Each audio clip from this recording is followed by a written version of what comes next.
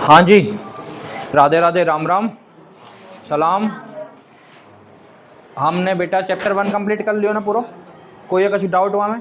मैंने याद करने को दियो। कौन कौन करके लाए ईमानदारी जान? रीडिंग मारी होकर जाएगी। 1 2 तेने कैसे पढ़ लियो बेटा? अच्छा कल वाला है ना, वेरी गुड। तुम मैं तो ला लाओ ना करो, नहीं को ना पढ़ो, दुष्टो, धोखेबाज हो। डंडा है को बेटा, मैं दिख गो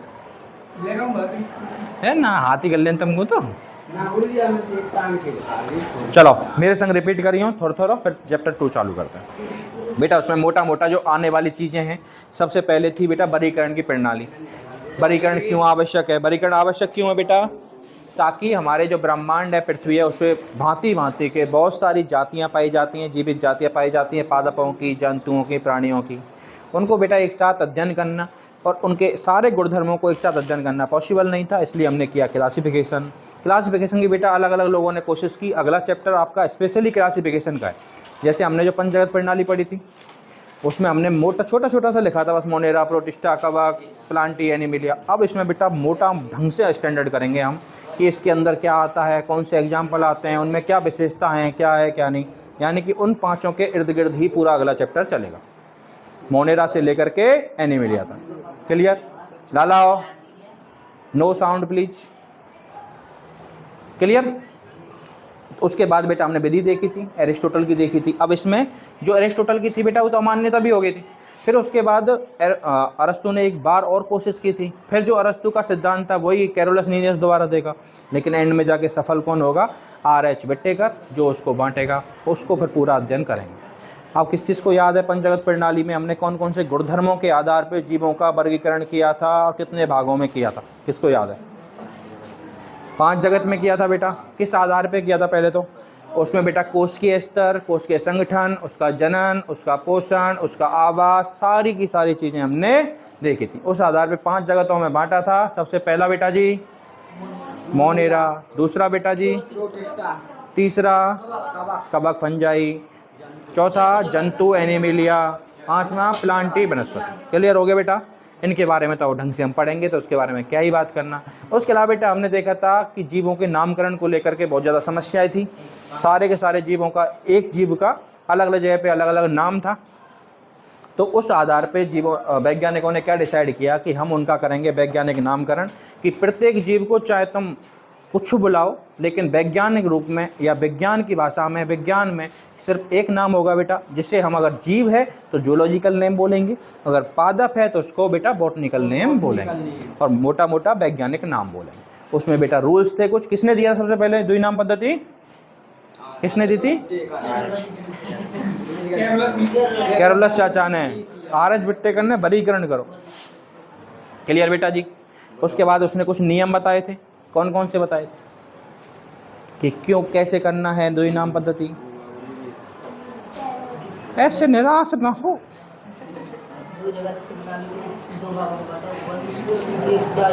जाति,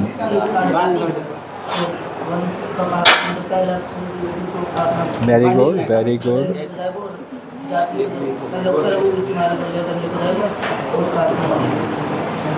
एक आध चीज अंडरलाइन बता दें।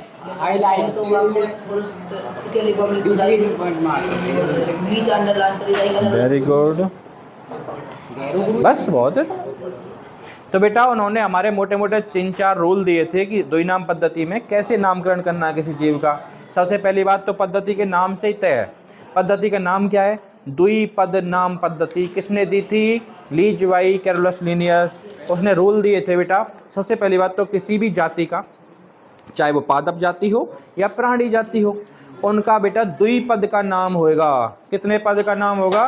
2 पद का। पहला पद क्या होगा? दूसरा पद क्या होगा? जिसमें बेटा वंश का जो लिखा जाएगा, जैसे इंग्लिश में लिखते हैं हम, हिंदी में तो अलाउड ही नहीं है ना, क्योंकि हिंदी में तो हम याद करने के लिए लिख देते हैं, बाकी वैज्ञानिक नाम हमेशा इंग्लिश में लिखे जाते हैं। तो वंश का जो नाम होगा उसका पहला लेटर कैसा होगा बच्चा? और जाति का स्मॉल। उसके अलावा बेटा अगर हम हाथ से लिखते हैं तो उसमें नीचे, उसके अलावा बेटा अगर हम प्रिंट कर रहे हैं तो कैसी भाषा का यूज करना है, इटैलिक टेढ़ी भाषा, और उन अक्षरों को, वर्ड्स को बोल्ड करना है। ये सारी चीजें थी। उसके बाद हमने देखे बेटा वर्गीकी के साधन देखे थे। वर्गीकी साधन में हमने मोटा मोटा देखा था कि बेटा ऐसी हम जगह डेवलप करें पादपों के लिए भी, जंतुओं के लिए भी, कि जहाँ पे हम जाएं तो मोटा मोटा ज़्यादातर, जितनी से ज़्यादा हो सके उतने जाति, उतने वंश, उतने कुल, उतने प्राणियों को हम देख सकें एक ही जगह पे, ताकि हमें जब अध्ययन कर, जैसे अब हम वर्गीकी पढ़ रहे हैं, अगर हमारे पास बॉटनिकल गार्डन होता, जूलॉजिकल गार्डन होता, तो हम जाते कि बेटा ये या वंश का पौधा है, ये या कुल का पौधा है, ऐसे हम अंतर कर सकते थे। तो इसी को तो कहते हैं बेटा वर्गीकी के साधन, यानी कि ऐसे साधन जिनके माध्यम से वर्गीकी को हम करते हैं, जिनके अध्ययन करते हैं, पढ़ते हैं, वही तो साधन है। ऐसे हमने क्या क्या देखा था कि हम जीवों को संरक्षण 2 तरीक़ा से करते हैं, अंतःस्थानीय, बहिस्थानीय। वो मैंने 2 बार समझा चुका हूँ, ना समझ में आवे तो या तो पूछियो या समझ में आएगा। दूसरे अलावा बेटा बॉटनिकल गार्डन देखे थे हमने, वानस्पतिक उद्यान। जूलॉजिकल गार्डन देखे थे बेटा, हम जूलॉजिकल पार्क बोलते हैं, हे गधे। उसके अलावा संग्रहालय देखे थे बेटा हमने, हर्बेरियम देखा था हमने, हर्बेरियम की कुछ रूल्स थे। उसके अलावा की देखी थी बेटा हमने, कुंजी। यही हमारा चैप्टर था। अब हमारा अगला चैप्टर स्टार्ट हुआ है बच्चा, चैप्टर 2, जिसका नाम क्या है, जीवों का वर्गीकरण। दिखे सर, जीव जगत का वर्गीकरण।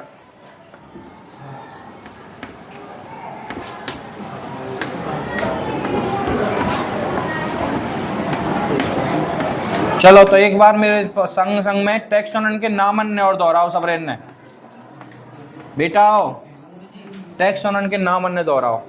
सबसे निचला स्तर मेरे टैक्सोन का क्या था, जाति। जाति के बाद बेटा वंश, के बाद बेटा कुल, के बाद बेटा गण, के बाद बेटा वर्ग, के बाद बेटा संघ, के बाद। अब हम जैसे सीढ़ी बनाते हुए आए ना, इन्हीं सीढ़ियों को, इन्हीं सोपानों को हम कहते हैं टैक्सोन, संवर्ग। क्लियर? इंग्लिश में दोहराएं। सबसे नीचे बेटा, उससे ऊपर बेटा जीनस, जीनस से ऊपर बेटा फैमिली, फैमिली के ऊपर बेटा ऑर्डर, के ऊपर बेटा क्लास, के ऊपर बेटा फाइलम, फाइलम, फाइलम बोलो, डिवीजन बोलो, है ना। फाइलम के ऊपर देख देख के बोल रहा है, अंग्रेज हो रहा है, कोई बात ना, पर आदत डाल लोगे ना तो बायो ऐसी लैंग्वेज मतलब सब्जेक्ट है, या तुम जितना इंग्लिश में पढ़ेंगे उतना भले में रहेंगे। हिंदी के नाम इतने अजीब अजीब मिलेंगे ना तुम्हें आगे जाके, बहुत परेशान है। नर्सिंग करवे लग गए, कुछ करवे लग गए तो बहुत समस्या है। अगली तो आदत डाल ली, जैसे टर्मन ने याद कर लो, पढ़ाएंगे जब वो हिंदी में ही, कोई अंग्रेज ना पढ़ा रहा तुम्हें, बट बेटा बोले वो सब चीज़ें हिंदी में ही जैसे मैं बोल रहा हूँ, बट बेटा टर्मन ने वो इंग्लिश की यूज करे, वो समझ में आई। अभी हम टर्मन ने धीरे धीरे याद कर लेंगे, जब तक इतनी इकट्ठी हो जाएंगी कि हमें दिक्कत ही ना आवे कुछ, फिर बायो लेवल फ़ायदा ही कर रहा हो। यही वजह मैं कोशिश ये करूँ कि जितना हो सके उतना तो मैं एक आध टर्म बीच बीच में दे जाऊँ और दिमाग में रह गई, उन्हें 2 में तो 1 रह गई, 10 में 2 रह गई, काम आवेगी ना कुछ ना कुछ। तो बेटा मेरा अगला चैप्टर है जीव जगत का वर्गीकरण, यानी कि क्लासिफिकेशन ऑफ लिविंग वर्ल्ड। इसमें हम क्या करेंगे बेटा, सबरो वर्गीकरण पढ़ेंगे जो हमने अभी शॉर्ट में देखा। क्लियर है? वर्गीकरण क्यों आवश्यक है ये समझाने की ज़रूरत है क्या किसी को? बहुत अच्छे से समझ चुके हैं बेटा, बहुत सारे एग्जाम्पल दे चुके हैं। तू वीडियो में देखियो, तू वीडियो में देखियो, ये तो मेरा बीच में गायब है जा, बीमार है जाए तो। देखो बेटा, अब हम सबसे पहले पढ़ेंगे अरस्तु का वर्गीकरण। अरस्तु ने बेटा अब नया आधार ट्राई करो। अरस्तु ने, हमारे पास पहले एक आधार था ना जो हमने फेल कर दिया था, हमने अस्वीकार कर दिया था कि हमें ना चाहिए तेरे, हमें पसंद ना आया, हमें संपत्ति ना बैठ रहो। जो हमें चाहिए कि वर्गीकरण में आसानी हो सके, जीवों को याद करने में आसानी हो सके, जीवों को पढ़ने में आसानी हो सके, वही काम नहीं हो रहा, तेरा क्या मतलब रहा? तो उसने नई कोशिश की। कैसे बेटा? सबसे पहले तो उसने दोनों चीज़ों को अलग अलग बांटा। पादपों को उसने अलग बांटा बेटा, अब चटका दूंगा मैं, नया चैप्टर चालू है। उसने बेटा पादपों को अलग बांटा, यानी कि मेरे चैप्टर का नाम है जीव जगत, यानी कि पादप प्राणी जंतु सबन को करनो, पर वह भले आमान से निकाह करो, पादपन को अलग करो और जंतुओं को भैया अलग करो, दोनों को अलग अलग आधार बनायो, दोनों को अलग अलग आधार बनायो। पादप तो बेटा वाने कछु ना, तो क्योंकि सवाल तो पूछना सके पादपन थे। अगर मैं पादपन थे पूछूं बता तेरा खून कैसा हो, बता सकेगा वो? तो पादपन ने बेटा बस मैं देख सकूं बाढ़ते, तो पादपों को बेटा बाह्य आकृति के आधार पर, बाह्य स्वरूप के आधार पर उन्होंने वर्गीकृत किया, और जिन्हें बांटा किसमें? सबसे छोटे शाक, जिनकी फैल रहे थे उनको झाड़ी, और जो बेटा बड़े थे उनको वृक्ष, शाक झाड़ी वृक्ष में बांट दी। क्या कहा मैंने?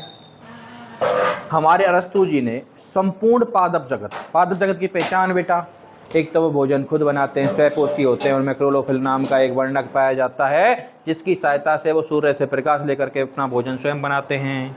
उस प्रोसेस को क्या कहते हैं? प्रकाश संश्लेषण, फोटोसिंथेसिस। एक तो पहचान ये होगी पादपन की। उसके अलावा बेटा मोटी मोटी पहचान कि उनकी कोशिका के बाहर एक बाह्य भित्ति पाई जाती है, कोशिका भित्ति पाई जाती है, जिसे कहते हैं क्या? Cell wall. क्या कहते हैं बेटा जी? कोशिका भित्ति। जो हम छाल देखते हैं ना, हमारे ऊपर तो ना है ना बेटा, और वो छाल, वो जो सेल वॉल है काय की हो सके, सेलुलोज की हो सके, प्रोटीन की हो सके, बसा की हो सके, पेक्टोसेलुलोज की हो सके, फ्रिप्टोसेलुलोज की हो सके, तो कैसी भी हो बट सेल वॉल होनी चाहिए पादपन में। दूसरी बेटा क्लोरोफिल मिलना चाहिए, प्रकाश संश्लेषण करते हों, स्वयंपोषी हों। इतनी तो पहचान है कि या तो हम पहचान लेंगे कि पादप है। पादप बांटे कैसे माने? बाह्य आवरण के ऊपर, बाह्य आकृति के ऊपर। जो सबसे छोटे थे उनको शाक में, जो फैले हुए थे उनको झाड़ी में, और जो बड़े थे उनको बांट दिया। अब बारी आई जंतुओं की। जंतुओं कैसे बांटेंगे? उनका आधार सिर्फ एक बनाया बेटा, कि एक तो जो जिनका रक्त कैसा था बेटा? लाल, और दूसरे जिनका लाल के अलावा कोई और कलर था। नीला हो सकता है, हरा हो सकता है, कई तरीके के बेटा। कीड़े में बहुत तरीके के रंग पाए जाए, कालो। उसने जंतुओं को कैसे बांटा बेटा? काट काट के। भाई रक्त की कैसे पता चलेगी? ब्लड की कैसे पता चलेगी? कैसे रंग को? जब तक हम काटेंगे ना, उनके ब्लड ना देख लेंगे। तो उन्होंने कैसे बांटा बेटा? सारे जंतुओं को, कि अगर उनका रक्त लाल है तो एक ग्रुप में, अगर लाल के अतिरिक्त कुछ और है तो एक ग्रुप। समझ में आ गया सबको? अरस्तु ने क्या किया? पादपों को अलग, जंतुओं को अलग अलग बांटा, और आधार क्या बनाया पादपों के लिए? तो बाह्य आकृति, बाह्य आवरण, बाहर से जैसे दिखते हैं वो, और बेटा वो जंतुओं के लिए उनका ब्लड का रंग, कलर ऑफ दियर ब्लड, या रक्त के रंजक के आधार। यानी कि देखो हमारा लाल रक्त क्यों है? क्योंकि हमें आरबीसी पाई जाती है, लाल रुधिर कोशिका पाई जाती है। जिनमें ना पाई जाएगी उनमें बेटा अलग कलर को होगा। क्लियर सी बात? लिखो बेटा जी, सबसे पहले जीव जगत का वर्गीकरण चैप्टर डालो ना। याद है गो तो है, सबरी साल याद रहेगो तो है।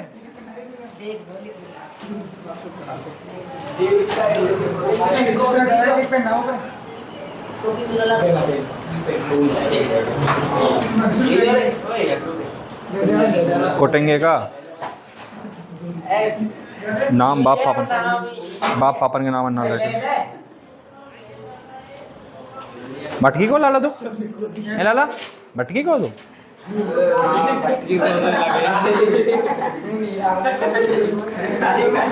वो जान दो फिर तो यार ना जाने।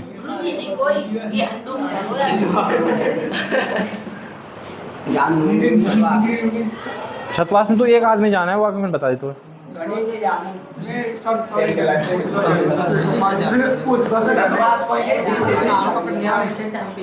लिखो बेटा तू पीछे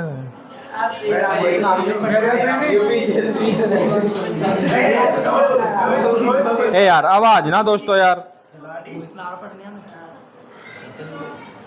तो मैंने शायद लेक्चर वाली थ्योरी गलत दे दी दिखे कि तुम अब बड़े हैं तुम्हें लेक्चर मिले क्लास घंटी ना लगे।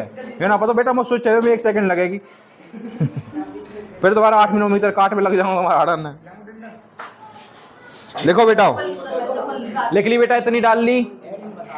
अब बेटा मैं यह बात ना लिखवा रहा हूं कि वर्गीकरण क्यों आवश्यक है, क्योंकि बहुत डिस्कस कर चुके हैं हम, है ना। डायरेक्ट डालो नीचे, अरस्तु द्वारा पारित की गई वर्गीकरण की प्रणाली। ये हमारी पहली हेडिंग है बेटा, है।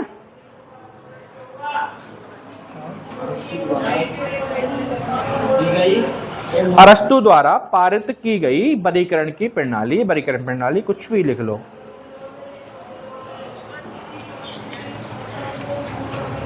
चलो तो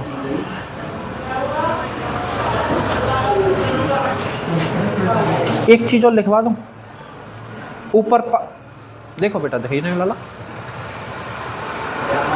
यहाँ पे जब तुमने चैप्टर 2 और नाम लिखोगे इतनी जगह तो होगी भाई, मैं लिख लो, है ना। एक छोटी सी चीज याद आएगी, एक वर्ड लिखो बेटा वहां पे, सिस्टेमैटिक्स। ऊपर लिख लो बेटा, जितनी जहां जगह मिल जाए वहां लिख लो, सिस्टेमैटिक्स।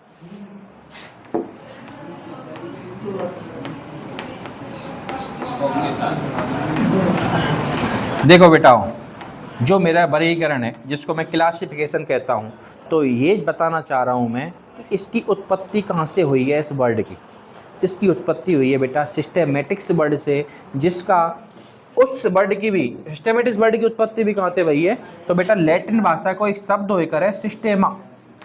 क्या होकर है? या को मतलब होकर है बेटा चीजों को संभालना,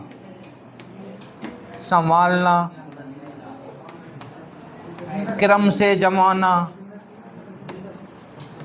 क्रम से का कही बेटा, मैंने ध्यान दियो तुमने, मैंने कही कि क्लासिफिकेशन की जो थ्योरी है वो कहीं ना कहीं से तो आई होगी बेटा। तो वो कहाँ से आई है? सिस्टेमेटिक्स वर्ड से आई है। सिस्टेमेटिक्स वर्ड का इते बनो है लैटिन भाषा के एक शब्द सिस्टेमा से, जिसका मतलब होता है चीज़ों को संभालना या क्रम से जमाना। जैसे हमारे घर में कोई चीज़ फैल जाए, हम क्रम से जमा में, सिस्टम से जमा में, वही है बेटा वर्गीकरण। अब मैंने क्यों बताई? क्योंकि बेटा एक नंबर में कई बार क्वेश्चन आ चुका, सिस्टेमेटिक्स को समझे क्या किसे कहते हैं। तो बच्चा और लिख रहा हूँ यहाँ में छोटी सी भाषा, इतना पहले तो याद चीज़ है तो एक ही बार में लिख देंगे, तो छोटे छोटे बनाएंगे। लिखने के बाद सामने नेक्स्ट जगह होए तो यूँ लिख दियो कि विज्ञान की वह शाखा जिसके अंतर्गत जीवों के वर्गीकरण का अध्ययन करते हैं उसे कहते हैं हम सिस्टेमेटिक्स। क्लियर हुआ? आ जाएगा ना? आवे वो ना आवे तो नीचे लिख दो लाइन खींच के मेरी तरफ से। तो देखो यहाँ ना इतना पार्ट बांट लो, यहाँ कर दो बस, खत्म। मान पीछे बोल दीजिए मतलब ऐसा कर लो। अरस्तु द्वारा तुमने हेडिंग डाल रखी है भाई, मैं लिखो चालू को यहाँ डाल दी कि नहीं? कहाँ सुरमी बेटा तुमने नई हेडिंग डाल दी कि वो डाल रही है?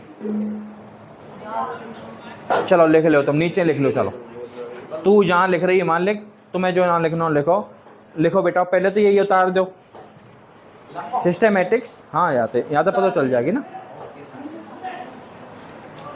मेरी भाषा में लिख लो, मेरी भाषा में लिख लो।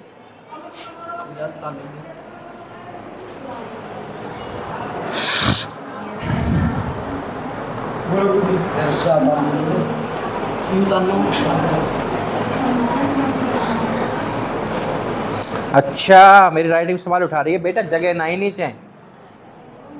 अभी तक मैं पूरे स्कूल में 3 क्लास ले रहा हूँ मैं, 10th 11th 12th मैं, फिर ना यार वो नज़र लग जाएगी। मेरी राइटिंग वो बढ़िया हो रहा।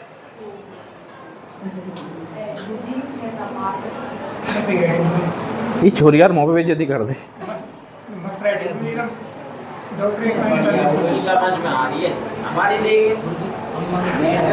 एक जन और देखो, मैंने कल हाँ ये इतना मोटा मोटा अक्षर बना है भाई, एक लाइन में 3 अक्षर लिखे है, फिर कह रही इतना लिखा दी मेरे हाथ दुख के। मैंने बेटा तू जल्दी पेज भर ले, नहीं तो मेरा तो 3-4 लाइन में आ जाएगा भाई।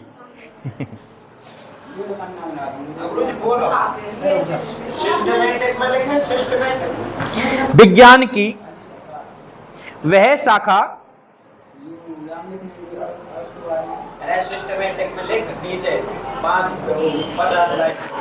मेरे मित्र मैंने यही मारे कही थी नीचे नीचे लिख लो यार, कोई बात ना, तुम यहाँ हेडिंग में दोबारा डाल दूंगा, तू यार कहीं काट तू लिख यहाँ। रात है गुरु जी, आपका लिखने है। यहाँ तीर बना, लम्बो सो बना दियो, लिखो विज्ञान की वह शाखा, विज्ञान की वह शाखा जिसके अंतर्गत, क्या समस्या है मित्र तेरे को, जिसके अंतर्गत जीवों के वर्गीकरण का अध्ययन किया जाता है, जिसके अंतर्गत जीवों के वर्गीकरण का अध्ययन किया जाता है, सिस्टेमेटिक्स कहलाती है।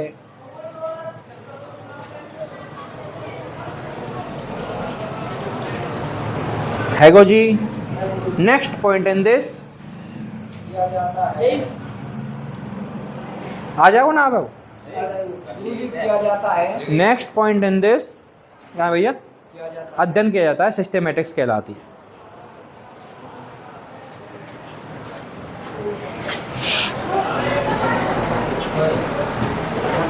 मैं सोच तो यार पहले ही रहे हो पर याद नहीं, जब बता रही लिख गो लाओ, अगर जगह हो तो और लिखो अगले पॉइंट में।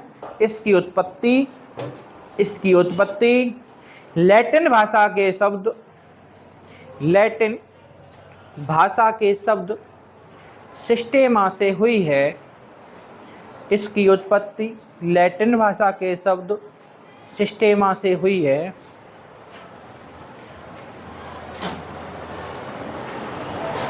जिसका शाब्दिक अर्थ होता है, जिसका शाब्दिक अर्थ होता है डैश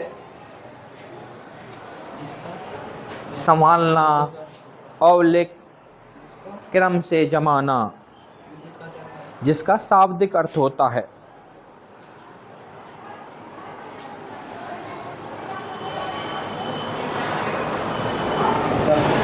जिसका शाब्दिक अर्थ होता है बेटा नीचे वाला, संभालना, औलिक क्रम से जमाना।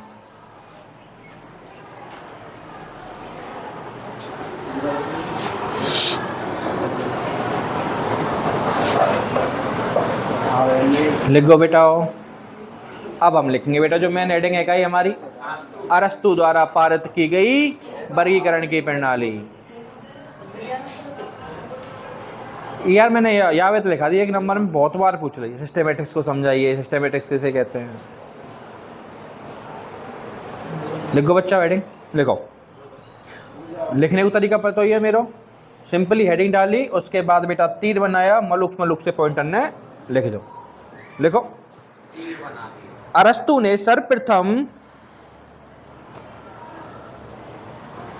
अरस्तु ने सर्वप्रथम वैज्ञानिक मापदंडों का, वैज्ञानिक मापदंडों का उपयोग कर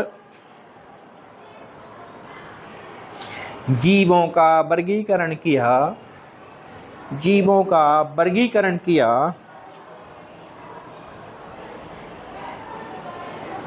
पूर्ण विराम। उन्होंने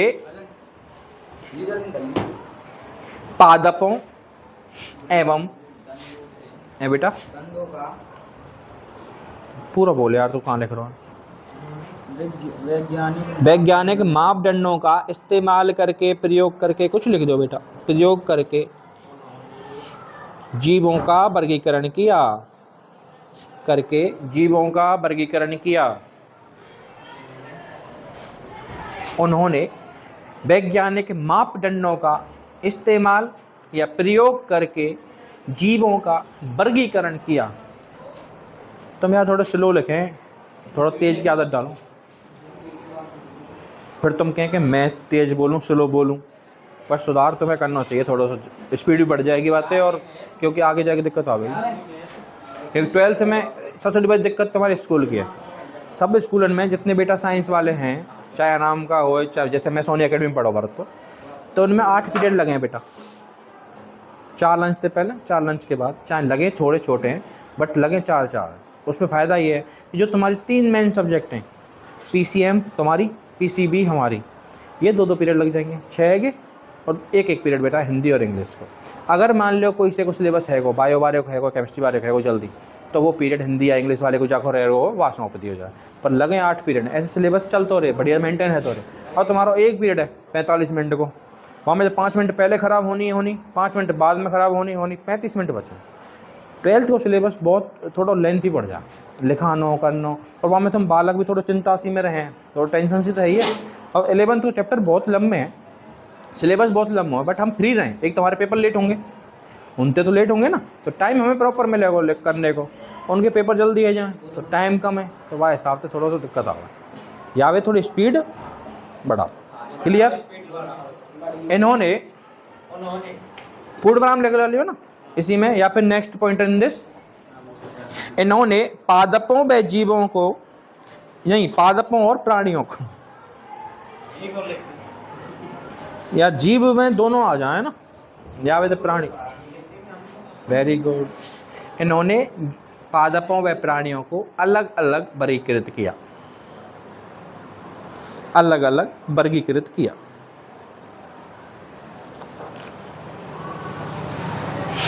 लिख गो बेटाओ। अब एक लाइन छोड़ के नेक्स्ट हेडिंग डालो, पादपों का वर्गीकरण, क्योंकि यहाँ 2 तरीका से करो ना। पादपों का वर्गीकरण लिख ले बेटा, हेडिंग डालो।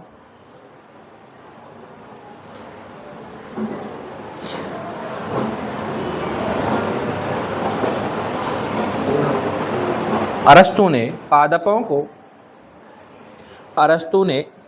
को सरल आकारिक लक्षणों के आधार पर, अरस्तु ने पादपों को सरल आकारिक लक्षणों के आधार पर वर्गीकृत किया। सरल आकारिक लक्षणों के आधार पर वर्गीकृत किया तथा उन्हें 3 भागों में बांटा। लिख दो बच्चों, तीनों ने लिख दो बेटा लेनतार, 1 2 3। ये रहा बेटा, बढ़िया। कैसे डोल रहे हो तुम, कैसे डोल रहे हो? क्लास में ना बैठो जाता।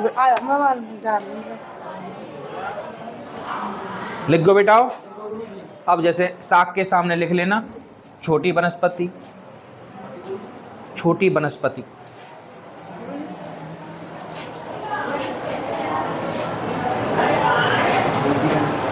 झाड़ी के सामने लिख लेना बेटा छोटी लेकिन फैली हुई।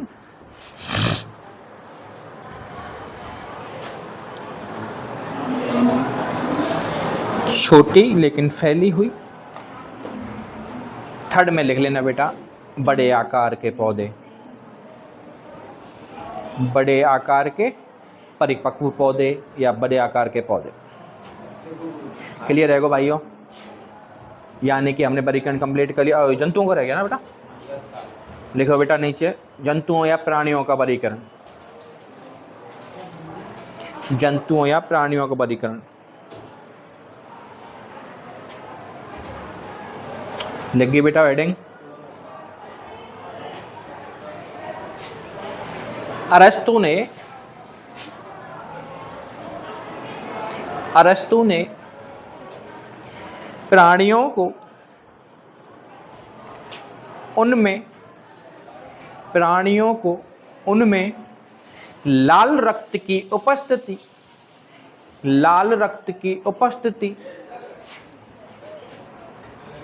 व अनुपस्थिति के आधार पर, अरस्तु ने प्राणियों को उनमें लाल रक्त की उपस्थिति व अनुपस्थिति के आधार पर वर्गीकृत किया।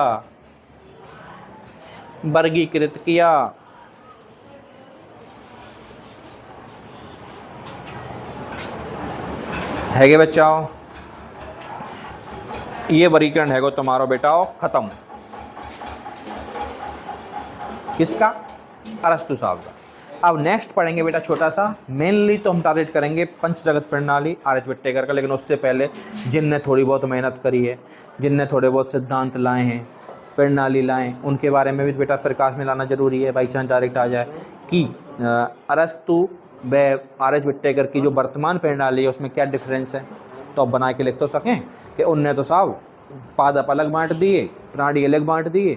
उनमें तो देखे बस आकार कि छोटे आकार को तो साग, फैलो हुए हो तो का झाड़ी और बड़ो हो तो वृक्ष।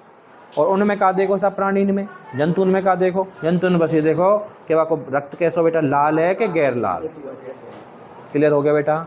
तो लेकिन आर.एच. बिट्टेकर साहब ने उनका कोशिकीय स्तर, उनका पोषण स्तर, उनका जनन का स्तर, उनका कोशिकांग, उनके अंग तंत्र, उनका सारे बिहेव सब कुछ देखा था। ये अंतर हो गया ना बेटा क्लियर। 2 नंबर आप पा सकते हो। अब इसमें अगली हेडिंग डालेंगे हम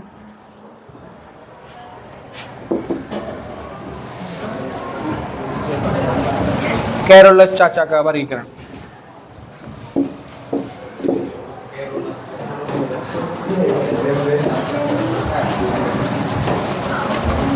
डालो बेटा। कैरोलस लिनियस द्वारा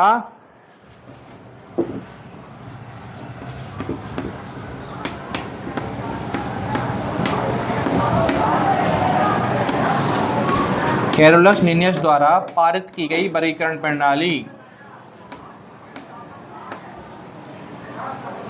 कैरोलस लिनियस द्वारा पारित की गई वर्गीकरण प्रणाली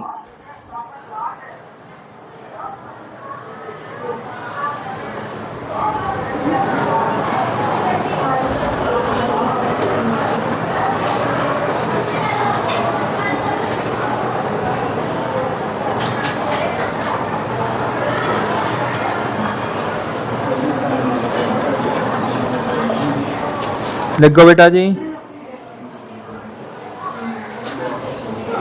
लिखो भाइयों। इन्होंने कुछ नहीं किया, जो हम पहले डिस्कस कर चुके हैं ना अरस्तु में, पहले चैप्टर में, वही सेम दिया। इन्होंने संपूर्ण प्राणी जंतु जगत को, मेरा संपूर्ण जंतु जगत है कि नहीं है? जंतु का मतलब जानते हो ना आप लोग, जो सजीव है, जो जिंदा है, वो सब जंतु हैं। हमारी मम्मी के है ना जानवर है का, तो हम हैं जानवर। यहाँ पे हाँ करनी चाहिए हमें, हम हैं जानवर, है ना? तू भी है, ठीक है बेटा। तो जंतु जगत को लाओ, तुम अपनों मुँह को ढूंढे करो ठट्टेबाजी को, है ना। संपूर्ण सजीव जगत है बेटा, जंतु जगत है मेरो। ये किसने बांटा है? अब कैरोलस लिनियस चाचा ने कितने भागों में बांटा बेटा? 2 भागों में बांटा। एक भाग ऐसा जिसमें संपूर्ण पादप रखे गए, एक भाग ऐसा जिसमें सारे लाला, जिसमें सारे क्या रखे गए बेटा? जीव प्राणी। ये ज्यादा वर्ड सही है, ठीक है, प्राणी रखे गए। अब बेटा पादप जगत के लिए, या पादपों को किस जगत में रखा? पादप जगत या बेटा प्लांटी में। किसमें? और बेटा सभी प्राणियों को किस में रखा बेटा? एनिमेलिया में। बस इतना ही लिखना है, इसका तो कुछ ना लिखना ज़्यादा। आधार क्या हो सकता है तुम्हें पता ही है, सबसे बड़ा आधार पोषण। फिर उसके बाद बेटा क्लोरोफिल। क्लोरोफिल के बारे में तो जाने ही ना हो खैर वाला टाइम पे। क्यों क्लोरोफिल के बारे में तो हमें तब पता चला ना जब सूक्ष्मदर्शी की खोज हो गई। सूक्ष्मदर्शी में हम उनकी कोशिका को देखा, उसका अध्ययन किया कि यार ये पार्ट क्या है, जो चूहे की में या हमारे एक प्रकार से बोलें तो जैसे दांतों का मैल, उसमें बहुत सारे बैक्टीरिया हो सकते हैं। उसको अगर हम अध्ययन करें तो उनकी कोशिकाओं में डिफरेंस है। एक तो बाहर सेल वॉल का, दूसरा उनके बीच में पाए जाने वाले बेटा हरित लवक का, क्लोरोफिल का। क्लियर? तो बेटा लिखो कैरोलस लिनियस द्वारा, वो लिख लियो ना, या मैं पॉइंट बना के लिखो। पहला का 2 ही पॉइंट है, हमें लिख लो पहला पॉइंट। पॉइंट मतलब 1 नंबर 2 नंबर ऐसे ना डालने हमें, है ना। हम कैसे डालें? तीर बना के ऐसे, हेडिंग यही तो। अब तीर बना। कैरोलस लिनियस ने संपूर्ण सजीव जगत को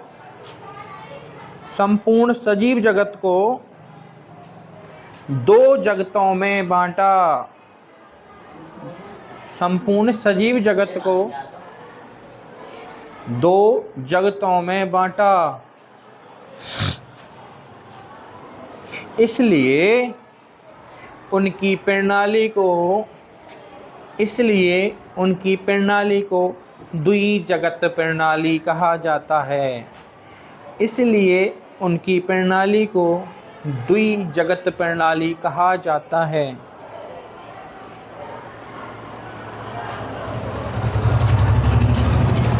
नेक्स्ट पॉइंट बच्चा,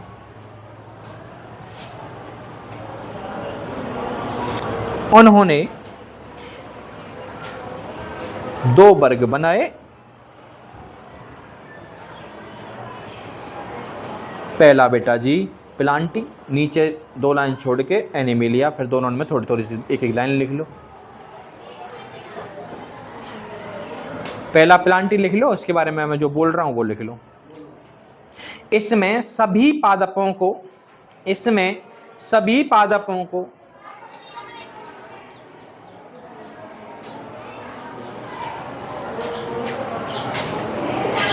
चाहे छोटी सी घास या ना दिखने वाले शैवाल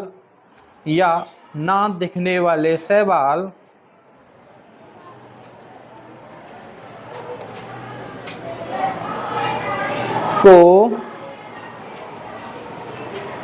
बड़े से बड़े बट वृक्ष के साथ रखा गया। क्लियर हुआ भाइयों? बट वृक्ष बेटा बरगद को पेड़, बरते ही हैं बट।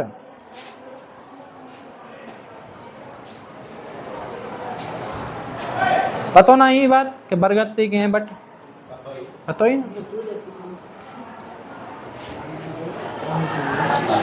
लिखो भैया, अगली डालो भैया।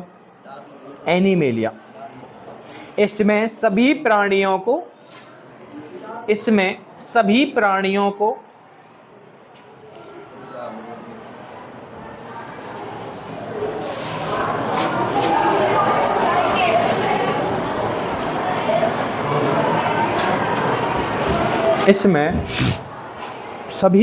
को एक वर्ग एनिमेलिया में रखा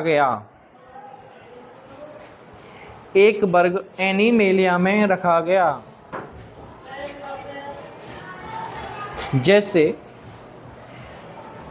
जैसे खुली आंखों से ना दिखने वाले सूक्ष्मदर्शी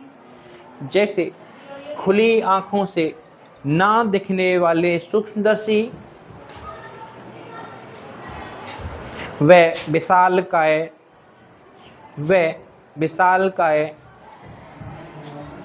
ना दिखने वाले सूक्ष्मदर्शी व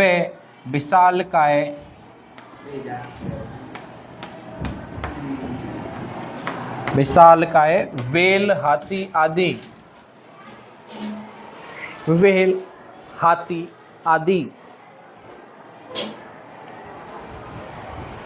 क्लियर हो गया बेटा वर्गीकरण कि क्या है ये? समझ में आएगा?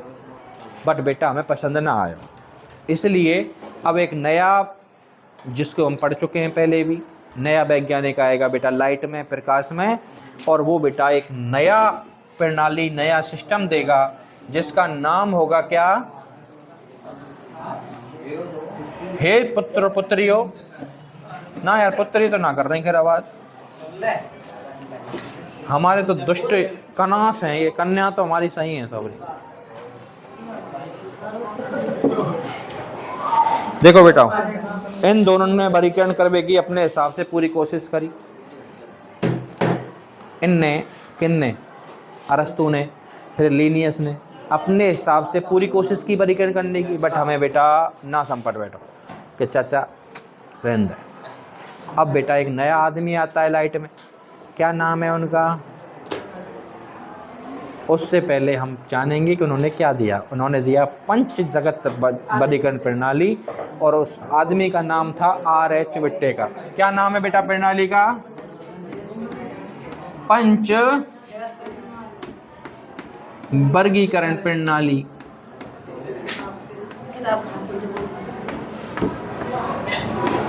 Five kingdom classification system. Clear? पंच जगत वर्गीकरण प्रणाली किसने दी थी भैया? R.H. विट्टेकर। बेटा बुरा मानने की जरूरत ना है, ये पढ़ चुके हैं 8 बार, जावेद बता रहे हैं। तो आइए भी कल, ठीक है, तो याद आ जाएगा।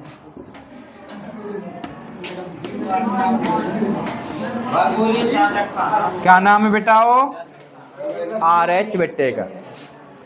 हिंदी में लिखूं RH विटेकर।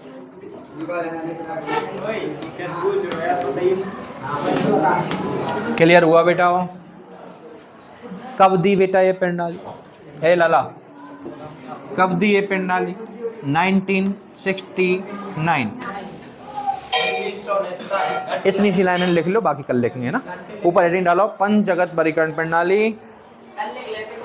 ए बेटा तुमने समझा दिया, उतने तो लिख ही ले करो यार। पंच जगत वर्गीकरण प्रणाली, हेडिंग डालो पंच जगत वर्गीकरण प्रणाली, हेडिंग डाल के बेटा नीचे लिखो, यह है प्रणाली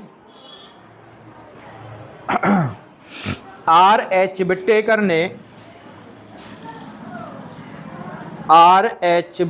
ने हिंदी इंग्लिश दोनों में लिखनी हो बेटा, कंफ्यूजन कर ना हो, है ना। RH विटेकर ने 1969 में पारित की, 1969 में पारित की, तथा उन्होंने संपूर्ण सजीव जगत को 5 भागों में बांटा, 5 भागों में बांटा। लिखो बच्चा, अब कल